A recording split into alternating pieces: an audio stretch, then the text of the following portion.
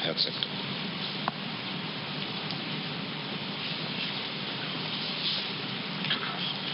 So thank you, colleagues. There was a question on South Korea and the patient that apparently got reinfected after testing negative the first time. So there are some questions that we will just need some time to answer. Some viruses give a long-term immunity once you've had the first one. The one that we know the most is yellow fever. Once you're infected or you've had the shot once, you're protected for life. Others provide shorter-term immunity, and then you can get the infection again. You need time to study this, and until we have sufficient time, we are not able to really know whether this was an exception or the rule. So we'll keep following up on each of our patients. There are some studies going on already on survivors, people that have recovered. Let me not call them survivors, but people that have recovered and reintegrated into society. So we will think of doing some of that in Nigeria as our patient volume increases. The other question on volunteers. You know, the work that we do is very specialist. It's just like, it's not something you just bring people together and start doing. So what we have a pool of graduates from the Nigeria Field Epidemiology Training Program that are around the country in various jobs. What we have done is gradually integrate them into our workforce. We work with them on outbreaks all the time. So whether it's cholera, Lassa, monkeypox, that's our primary source, at least for the work that we do from the NCDC perspective. And this is very important for people to understand. There are many requests about volunteering. But it's just like, you know, the easiest example to give is the military. You don't just bring people together, give them guns, and say, okay, go and fight. It does take a lot of learning, dedicated efforts. Yes, we have to shorten that period in certain cases now, but a certain level of preparation is still needed before you go out to do this work.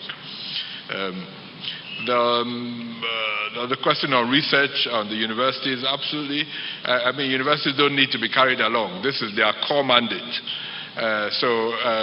Nobody should wait to be carried along in this work. Everybody should come forward, bring out the ideas, put them forward, and get on with it. The primary institute at the federal level is the Nigerian Institute for Medical Research in Lagos, and you would see their work around sequencing the first virus. So they've been very proactive around this. I think they've just announced they've sequenced 2 more. So they will be leading kind of on the federal side for research. But we have universities, and that's the core mandate of universities. The question on, I think Amaka asked on tests. We've agreed every Friday at 6 p.m. to announce the number of tests for that week. So look out for it this week. So far we're just around 7,000, but we want to release the numbers and potentially even a breakdown of what we've tested in every lab within the network. So 6 p.m. every Friday we'll announce those numbers, so you'll have a picture for the week just passed. I think those are all the questions. The question on masks, on what material to use. You know, the use of cloth masks is really as a physical barrier. The viruses are very tiny particles, so none of it will completely protect you. But on the balance of evidence, what we've said is better that you wear something that reduces, especially when you're in that pre-symptomatic phase. If you're transmitting virus, reduces the burden of that transmission by 50%, 60% is something. So that's really the thinking around that. The mask itself, we can't say it's, you know, the different materials.